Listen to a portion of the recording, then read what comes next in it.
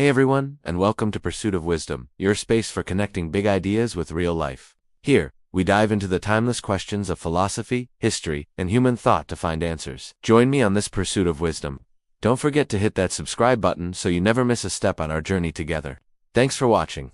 More than 1,000 years ago, in a small village called Avicenna, near the great city of Bukhara, a child was born who would change the history of philosophy, science, and medicine forever. His name was Ibn Sina, known in the West as Avicenna. From the very beginning, it was clear he was no ordinary child. His mind was a whirlwind of curiosity, a mind that simply could not rest. Picture this. By the age of just 10, he had memorized the entire Quran. By 16, while most teenagers are still figuring out their place in the world, he was already a practicing physician, treating patients with a skill that defied his years. Then, at the tender age of 18, an event occurred that would shape his destiny. He was summoned to the court of a powerful ruler who was suffering from a mysterious illness. All other doctors had failed, but the young Ibn Sina, with his sharp intellect and deep knowledge, successfully diagnosed and cured him. As a reward, he wasn't given gold or land. He asked for something far more valuable: access to the royal library, one of the greatest libraries of its time. Stepping into that library was like stepping into a new world.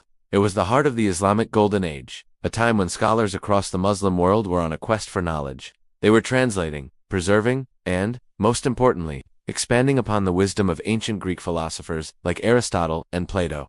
The air was electric with intellectual discovery, and for a mind like Ibn Sina's, it was paradise. But he wasn't content to just be a scribe or a translator. He didn't just copy old ideas. He challenged them, refined them, and from them he built an entirely new system of thought that would send ripples through both the East and the West for centuries to come. When people hear the name Ibn Sina or Avicenna, they often think of medicine, and for good reason. His most famous work, a massive encyclopedia called the Canon of Medicine, was nothing short of revolutionary. It was so comprehensive, so logically structured, and so insightful that it became the standard medical textbook in universities across Europe and the Middle East for over 600 years. Just try to imagine that.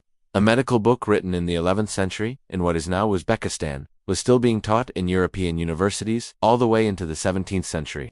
He was a pioneer in concepts we now take for granted, like quarantine to control the spread of infectious diseases. He truly was the prince of physicians. But to label Ibn Sina as just a physician is to miss the vastness of his genius. He was a true polymath, a universal man.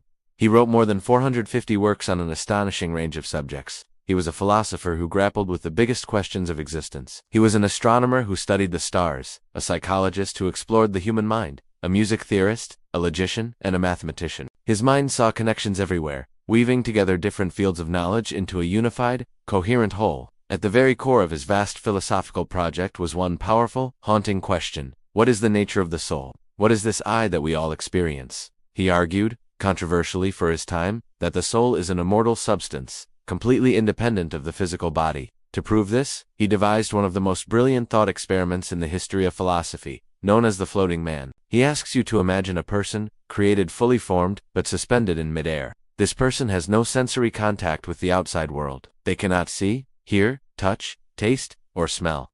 Their limbs are spread apart so they don't even feel their own body. In this state of total sensory deprivation, Ibn Sina asked, would this person be aware of anything? His answer was a resounding yes. This floating man would still be aware of his own existence, his own consciousness, his own self. He would know that he is. Therefore, Ibn Sina concluded, self-awareness does not depend on the body or the senses. The soul, the essence of who we are, exists independently. This profound idea had a massive impact, influencing not just Islamic thinkers but also later Christian philosophers like Thomas Aquinas, and it continues to resonate in modern debates about consciousness and the mind-body problem. Ibn Sina also waded into the complex relationship between reason and faith, a debate that is as relevant today as it was 1,000 years ago. For him, there was no conflict. True philosophy, reached through pure reason, and true religion, revealed through prophecy, could never contradict each other. Why? Because both, he argued, ultimately flow from the same divine source of truth. God is the ultimate reality, and both the logical structure of the universe and the revelations given to prophets are expressions of that single reality.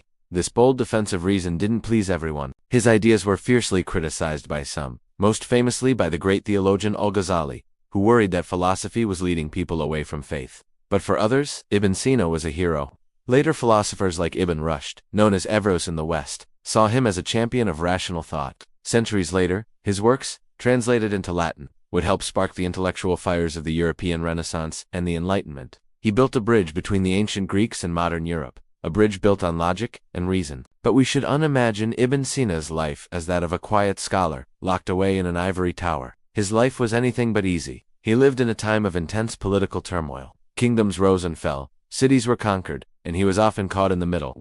He served as a physician, and even a vizier, or chief minister, to various rulers, but this proximity to power was dangerous. He was forced to flee from city to city, was even imprisoned for a time, and lived much of his life as a wanderer. Yet, through all this chaos, he never stopped his intellectual work. The image we have of him is one of incredible discipline and passion. It is said that he would spend his days attending to his political duties and treating patients. In the evening, he would gather his students to teach and debate. And then, late into the night, when the city was quiet, he would continue his own studies and writing, often with a single candle burning beside him, pushing the boundaries of human knowledge while the world slept. He was driven by an insatiable thirst to understand everything. Ibn Sina died at the age of just 58, his body worn out by a life of relentless work and constant travel. But in those 58 years, he left behind a legacy so immense that it's hard to comprehend. Historians have given him many titles: the Prince of Physicians, the preeminent master, and even the father of early modern philosophy. He was a towering figure whose influence stretched across continents and centuries.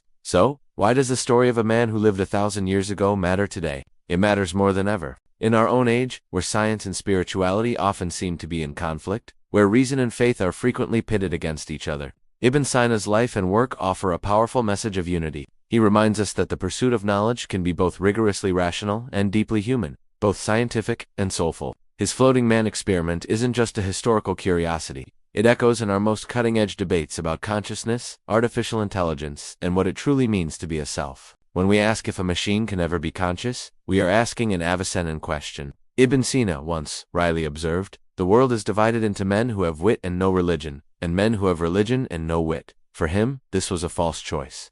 The highest wisdom, he believed, was found in achieving a balance, in harmonizing reason with faith, and knowledge with the soul. So the next time you think about the great pillars of human thought, Plato, Aristotle, Descartes, can't remember to add the name Ibn Sina to that list. Remember the boy from Bukhara who memorized the Quran, the doctor who healed kings, the thinker who gave us a new way to understand the soul, and the tireless genius whose ideas are still woven into the fabric of how we think about life, the mind, and our own being. If you enjoyed this journey into the incredible life of Ibn Sina, please don't forget to like, share, and subscribe for more stories that bring the history of ideas to life. Thanks for watching.